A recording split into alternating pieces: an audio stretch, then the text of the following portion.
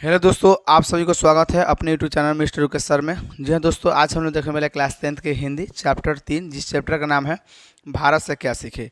इस चैप्टर का हम लोग सिर्फ सब्जेक्टिव प्रश्न को देखने वाले हैं, क्योंकि इसके पहले हमने 2 वीडियो अपलोड कर दिए हैं। एक तो कहानी वाला वीडियो, एक आपको ऑब्जेक्टिव वाला वीडियो डाल दिया गया है, और आज होगा आपका प्रश्न उत्तर पर वीडियो। ठीक है दोस्तों, अगर आप वह वीडियो नहीं देखे हैं तो मेरे वीडियो के डिस्क्रिप्शन में लिंक मिलेगा, आप वहाँ से अगर देख सकते हैं।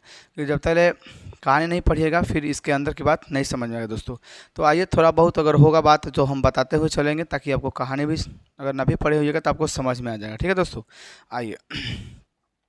फर्स्ट क्वेश्चन जो आपका दिया गया है, फर्स्ट क्वेश्चन जो है आपका कि अच्छा, एक और बात हम आपको बता दें कि करीबन इसमें 16 प्रश्न होंगे आपको इस चैप्टर में। ठीक है, लेकिन 16 प्रश्न क्या एग्जाम में आते हैं? नहीं आते दोस्तों। तो मैं आपको करीबन 5 क्वेश्चन बताऊंगा जो कि एग्जाम में पूछा गया है, और ये कहीं ना कहीं एग्जाम की दृष्टि से काफ़ी महत्व है। ठीक है, तो अगर इस चैप्टर से अगर प्रश्न पूछता है तो यही यही 5 में से सवाल में से कोई एक होगा, और इसको अच्छे से अध्ययन कर लीजिएगा। आपको इसी में से 5 में से कोई एक पूछेगा। ठीक है दोस्तों, आइए।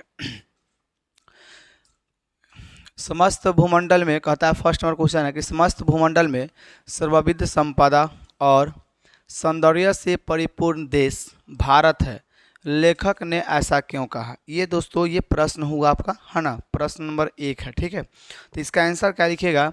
लिखिएगा कि संपूर्ण, क्या लिखिएगा? संपूर्ण भूमंडल में सर्वविध संपदा और प्रकृति सौंदर्य से परिपूर्ण देश भारत है। ठीक है, कहिएगा कि संपूर्ण, है ना, भूमंडल में सर्वविध संपदा और प्राकृतिक सौंदर्य से परिपूर्ण देश भारत है। लेखक ने ऐसा इसलिए कहा है, लेखक ने ऐसा इसलिए कहा है क्योंकि यही एक ऐसा देश है ना, जहाँ सर्वप्रथम वेद की रचना हुई है। हम कह सकते हैं कि यही एक ऐसा देश है जहाँ पे क्या हुआ है? वेद की रचना हुई थी। उसके बाद में लिखिएगा तथा, है ना, तथा भारत का सौंदर्य भी काफ़ी आकर्षक है। तथा भारत का जो सौंदर्य है, जो देखने वाला जो जगह है यहाँ, यह काफ़ी आकर्षक है। यहाँ की नदियाँ, पर्वत एवं हरे भरे खेत, है ना, खेत लोगों को अपनी ओर आकर्षित करते हैं। ठीक है दोस्तों, तो इतना आपको लिख देते हैं तो आपको प्रॉब्ली जो नंबर होगा इसका मिल जाएगा। ठीक है, अब आइए हम लोग नेक्स्ट क्वेश्चन को देखते हैं, 2 नंबर क्वेश्चन। ठीक है, ये भी क्वेश्चन जो हमने फर्स्ट नंबर क्वेश्चन जो बताया वो भी क्वेश्चन इंपॉर्टेंट था, और सबसे ज़्यादा जो क्वेश्चन पूछा गया है बिहार बोर्ड में, अगर चैप्टर 3 की अगर बात कीजिएगा तो ये क्वेश्चन पूछा जाता है। ठीक है, कि है ना, लेखक की दृष्टि में सच्चे भारत का दर्शन कहाँ हो सकते हैं? ये क्वेश्चन है कि लेखक की दृष्टि में सच्चे भारत के दर्शन कहाँ हो सकते हैं और क्यों। देखिए, ये यही पूछा गया है। ठीक है, क्यों का मतलब ही इसके वजह से हो जाता है कि थोड़ा सा विस्तार बताना पड़ जाता है। हालांकि आप ऐसे बोल सकते हैं कि लेखक की दृष्टि में सच्चे भारत का दर्शन गांव में हो सकते हैं, बस यही हो सकता था इसका आंसर। लेकिन यहाँ पे क्यों लगने की वजह से, है ना, इस क्वेश्चन में थोड़ा सा, है ना, इस क्वेश्चन को थोड़ा सा वैल्यू बढ़ जाती है। ठीक है दोस्तों, तो इसका जवाब आप लोग क्या दीजिएगा, ध्यान समझिए। इसका जवाब दीजिएगा कि लेखक की दृष्टि में सच्चे भारत के दर्शन गांव में हो सकते हैं, है ना। और ऑब्जेक्टिव भी प्रश्न पूछता है कि लेखक की दृष्टि में सच्चे भारत के दर्शन कहाँ हो सकते हैं। आप सब्जेक्टिव में पूछेगा तो यह देखिएगा गांव में बोलिएगा। ठीक है, कहाँ बोलिएगा? गांव में। तो लेखक की दृष्टि में सच्चे भारत के दर्शन गाँव में हो सकते हैं क्योंकि भारत की आत्मा गाँव में निवास करती है। कहाँ निवास करती है दोस्तों? गाँव में निवास करती है। ठीक है, अच्छा, उसके आगे लिखिएगा कि ना कि कलकत्ता, मुंबई, मद्रास जैसे शहरों में। हम आपको बताए थे, जब कहानी पढ़ाए थे तो हम आपको बोले थे ना कि लेखक की दृष्टि में सच्चे भारत का दर्शन गांव में हो सकते हैं, क्योंकि यहाँ पे लोग क्या रहते हैं? करुणा की भावना रखने वाले होते हैं, एक दूसरे को सुख दुख को समझते हैं, है ना, एक दूसरे के प्रति प्रेम की भावना रखते हैं। लेकिन शहरों में ऐसा नहीं होता है। तो वही लेखक साहब बताते हैं कि अगर सच्चे भारत का दर्शन तुमको चाहिए, अगर खोज रहे हो, तो तुम कहाँ जाओ? गाँव में जाओ, ना कि शहरों में जाओ। ठीक है, तो यही कहा गया है कि गांव में हो सकती है, निवास करती है, ना कि कलकत्ता, मुंबई, मद्रास जैसे शहरों में। कहता है भारतीय ग्रामीण लोगों में प्रेम, करुणा, है ना, सहयोग की भावना कूट कूट कर भरा होता है दोस्तों। ठीक है, जो गांव में जो बसते हैं लोग, जो गांव में जो बसते हैं, उनमें ये सभी गुण जो होते हैं कूट कूट कर भरा होता है दोस्तों, है ना। जबकि शहरों में ऐसा, है ना, शहरों में ऐसा कुछ नहीं होता है ना।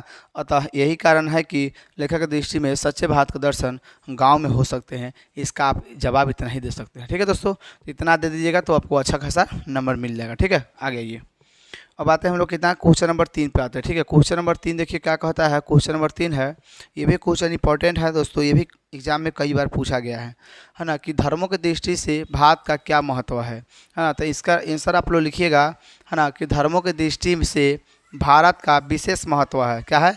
धर्मों की दृष्टि से भारत का विशेष महत्व है, क्योंकि भारत में हर जाति का लोग, जैसे हिंदू, मुस्लिम, सिख, ईसाई है ना, इत्यादि लोग आपस में मिलजुल कर रहते हैं। ठीक है, जितने भी लोग हैं, चाहे सिख हो, चाहे मुसलमान हो, चाहे ईसाई हो, चाहे हिंदू हो है ना, चाहे जैनी हो, चाहे बौद्ध हो, ये जितने भी लोग हैं ये सब आपस में क्या करते हैं? मिलजुल कर रहते हैं। ठीक है दोस्तों, मिलजुल कर रहते हैं है ना। तथा भगवान बुद्ध का जन्म भी है ना, जन्म भी भारत में ही हुआ था है ना, जिसका सिद्धांत और बौद्ध धर्म के रूप में है ना प्रचारित है। यही कारण है कि धर्मों की दृष्टि से भारत का है ना विशेष महत्व है दोस्तों। तो इतना आप जवाब दीजिएगा, आप लोग का ये आंसर हो जाएगा। आइए क्वेश्चन नंबर हम लोग देखते हैं 10। ठीक है, क्योंकि देखिए इस बीच में हम जो भी छोड़े हैं क्वेश्चन इंपॉर्टेंट नहीं है। हालांकि आप पढ़ना चाहे तो पढ़ सकते हैं, हम ही मना नहीं करेंगे, लेकिन हमारे दृष्टि से जो इंपॉर्टेंट जो क्वेश्चन था, जो VVI क्वेश्चन है, जो एग्जाम में आने के चांसेस है, हम वही क्वेश्चन पढ़ा रहे हैं। ठीक है, चलिए आगे आते हैं हम लोग। क्वेश्चन नंबर कितना है? 10 पर। इसके बीच में जो भी था, इसके पहले कितना नंबर था? इसके पहले हम आपको बताए थे 9 नंबर क्वेश्चन। ठीक है, 9 नंबर था, और इसके आगे कितना है? तो ये 2 नंबर है। ठीक है दोस्तों, यानी कि 2 से लेकर और 8 तक ये क्वेश्चन गायब है, और यहाँ से आपका 9 हो जाएगा, ये 10 हो जाएगा। बीच का क्वेश्चन उतना इंपॉर्टेंट नहीं है। आगे आइए, 10 नंबर क्वेश्चन जो दिया गया है दोस्तों है ना, 10 नंबर जो क्वेश्चन है आपका, क्वेश्चन कहता है कि भारत किस तरह अतीत और सुदूर भविष्यों को जोड़ता है, स्पष्ट करें। ठीक है, देखिए ये स्पष्ट करे कह देता है, तो ये इसका थोड़ा सा आदमी को थोड़ा सा मतलब लगभग 4-5 लाइन लिखना पड़ जाता है ना। तो देखिए इसका आंसर क्या लिखिएगा, कि भारत एक ऐसा देश है जो अतीत और सुदूर भविष्यों को जोड़ता है ना। भारत ही एक ऐसा देश है जो कि अतीत और सुदूर भविष्यों को जोड़ता है, क्योंकि भारत ही एक ऐसा देश है जहां हर समस्या का समाधान है। देखिए भारत में ही, आपको हम बताए थे, जब मैक्स मुलर साहब ने क्या बताए थे है ना, जब लोगों को बता रहे थे, जब भाषण दे रहे थे, तो क्या बताए थे कि देखो, अगर तुमको जिस चीज़ की भी शिक्षा का अध्ययन करना हो, चाहे शिक्षा का अध्ययन करना हो है ना, चाहे तुमको किस चीज़ का, तुम्हें है ना मतलब कि कोई धात्विक का अध्ययन करना हो, या संस्कृत का अध्ययन करना हो, या विज्ञान का अध्ययन करना हो, कुछ चीज़ का भी अगर तुमको अध्ययन करना है, तो एक बार तुम भारत जाकर अध्ययन करो दोस्तों। ठीक है, कौन बताए थे? ये बताए थे मैक्स मुलर साहब, जब भाषण दे रहे थे तब। और उसी से खुश होकर महारानी विक्टोरिया ने उसे नाइट की उपाधि दी थी। आपको पता है तो कमेंट में बताइए, तो कब दिया गया था, हम इससे पता चल जाएगा कि आप लोग क्लास लगाए हैं कि नहीं लगाए हैं। ठीक है दोस्तों, तो यही सब बात है। ये मैक्स मुलर साहब बता रहे हैं कि हाँ, जहाँ हर समस्या का समाधान है, जैसे भाषा का अध्ययन करना हो है ना, सिक्का का अध्ययन करना हो है ना, संस्कृत का अध्ययन करना हो है ना, आदि, जो कि विश्व के किसी भी है ना देश में ऐसा नहीं पाया जाता है। कौन बता रहे हैं?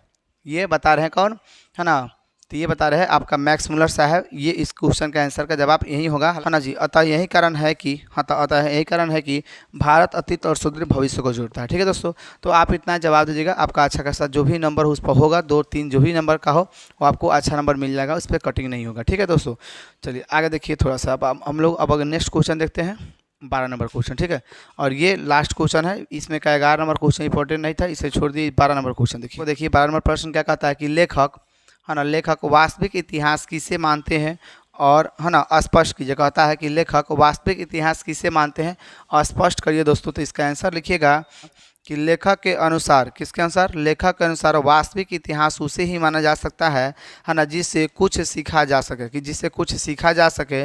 लेखक भारत के इतिहास को बहुत ही अच्छा बताते हैं, क्योंकि यहाँ के इतिहास से बहुत कुछ है ना सीखने को मिलती है। और हम आपको यहाँ जो भारत के जो इतिहास है, यहाँ से बहुत कुछ सीखने को मिलती है, इसलिए लेखक वास्तविक इतिहास किसे बताते हैं? तो भारत को बताते हैं। ठीक है, तो दोस्तों यही आपका आंसर हो जाएगा, और आप लेना चाहे स्क्रीनशॉट तो ले सकते हैं। ठीक है, ये इतना कम से कम 3 चैप्टर में इतना इंपॉर्टेंट प्रश्न जो है, मतलब जो आपका क्वेश्चन आंसर जो है, इतना ही इंपॉर्टेंट है।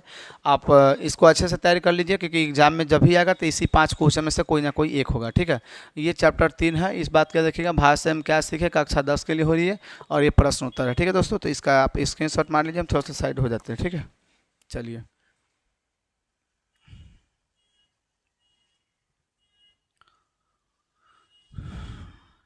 ये आप लोग का ये अगर देखिए अच्छा 3 चैप्टर में देखिए हर प्रश्न एग्जाम में थोड़ी ना पूछा जाता है। वही को देखिए इसलिए हम लोग को मान लेते हैं अब 29 गो चैप्टर है। आप ही बताइए 29 गो चैप्टर का क्वेश्चन आप क्या दिमाग में रखिएगा कि आप कंप्यूटर थोड़ी ना है, नहीं ना है। इसलिए कुछ देखिए अगर आपको पढ़ना है तो जनरली पढ़िए, कोई दिक्कत नहीं है। लेकिन अगर विशेष कर एग्जाम की तैयारी करना है तो ये क्वेश्चन पर फोकस करके जाइएगा। आप एग्जाम में पढ़ना है जनरली पढ़िए, कोई दिक्कत नहीं। हम मना नहीं करें कि हाँ आप क्वेश्चन नहीं पढ़िए, पढ़िए सब पढ़िए, कोई दिक्कत नहीं। सारा क्वेश्चन सर याद कीजिए, हर चीज़ कीजिए। लेकिन एग्जाम के दृष्टि से बताएं जब आप एग्जाम देने जा रहे हैं तो ये सब क्वेश्चन आप पढ़ के जाइएगा, ताकि आपका है ना 100% लिखा जाएगा। विशेष आपको हिंदी में क्या क्या होगा नहीं होगा, हम आप पहले हिंदी सुधार देते हैं, उसके बाद में हम आपको बताएंगे कि हिंदी में है ना मतलब हिंदी में क्या क्या पूछा जाता है। जैसे देखिए हम आपको थोड़ा सा बता ही देते हैं कि हिंदी की अगर बात कीजिएगा ना दोस्तों, हिंदी की तो हिंदी में क्या क्या पूछा जाता है ध्यान समझिए। थोड़ा सा हम इसको बता भी देते हैं।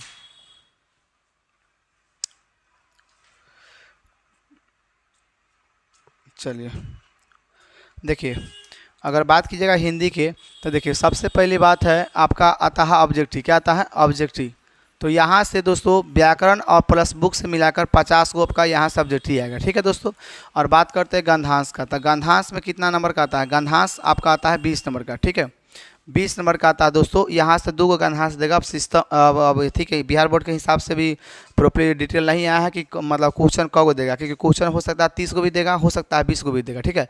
क्योंकि स्कूल के एग्जाम से लग रहा है कि क्वेश्चन 60 को दिया गया है। तो अब अभी इस पर हम लोग चर्चा नहीं करेंगे। जब शिक्षा मंत्री खुद इस बात को बोलेंगे तो हम आपको बता देंगे, ठीक है इसका।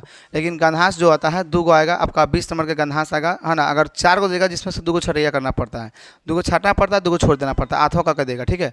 तो अब अब बार देखिए कितना पूछेगा ना आएगा, जो भी अपडेट आएगा हम आपको बता देंगे। फिलहाल आप समझिए कि गंधांश 20 नंबर का आता है। उसके बाद में ऑब्जेक्टिव 50 को आता है। उसके बाद में दोस्तों आता है लेख। क्या आता है? लेख।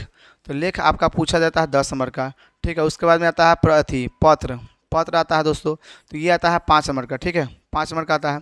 और उसके बाद में आपका आता है प्रश्न उत्तर। कौन आता है? प्रश्न उत्तर, ठीक है प्रश्न उत्तर आता है दोस्तों, प्रश्न उत्तर, ठीक है। तो प्रश्न उत्तर आपका 15 नंबर होगा। ध्यान समझिए पूरा बुक से 15 नंबर, 29 को चैप्टर से 15 नंबर का सब्जेक्टिव प्रश्न पूछेगा। हालांकि ऑब्जेक्टिव तो इसमें मिक्स है, हम आपको बता देंगे। लेकिन देखिए अब टोटल जोड़िए तो कितना देगा? 20 10 30 30 20 कितना होगा? 50 50 कितना होगा? 100। ये आपका 100 नंबर का पेपर होता था। आपको जो पढ़ना है ना, आप अगर मतलब जनरली पढ़िए, कोई माना नहीं है कि आप नहीं क्वेश्चन मतलब छाँट के मत पढ़िए, ऐसा बात नहीं। लेकिन एग्जाम के लिए हम डिस्ट्री से बताइए 5 क्वेश्चन इंपॉर्टेंट है, ठीक है। तो अगर थोड़ा सा अगर छाट कर पढ़ते हैं तो ज़्यादा हम लोग को थोड़ा सा भीड़ कम पड़ेगा, अच्छा खासा रिजल्ट निकलेगा, है कि नहीं। चलिए तो ये हम आपको अभी पहले क्लियर करवा दे रहे हैं। प्रश्न उत्तर हम आपको और साथ साथ कहानी, मतलब 2 को हम चीज़ करवा रहे हैं। यहाँ से पहले बुक हम ख़त्म करेंगे। बुक को ख़त्म करने के ही साथ साथ जैसे ख़त्म होगा उसके बाद में हम आपको गंधांश से 2 को छाँट के बता देंगे। फिर आपको हम VVI जो लेख है उसको दे देंगे। फिर पत्र जो होगा उस पर हम बना देंगे वीडियो, जो एग्ज़ाम में आने की संभावना होगी 2024 में। जो पत्र पूछेगा वो हम बता देंगे आपको, लेख बता देंगे। और गंधांश हम आपको एक छाट कर बता देंगे। बाकी तो ऑब्जेक्टिव तो आपको चलते ही रहेगा, ठीक है दोस्तों। तो ये हो गया आपके लिए आज वीडियो। कैसा लगा है ना, कमेंट में जरूर बताइएगा। वीडियो अच्छा लगा हो, अगर मेरे चैनल पर पहली बार आप आए हैं तो सब्सक्राइब जरूर कीजिएगा और जितना हो सके दोस्तों के पास शेयर कीजिएगा, ठीक है दोस्तों। All the best.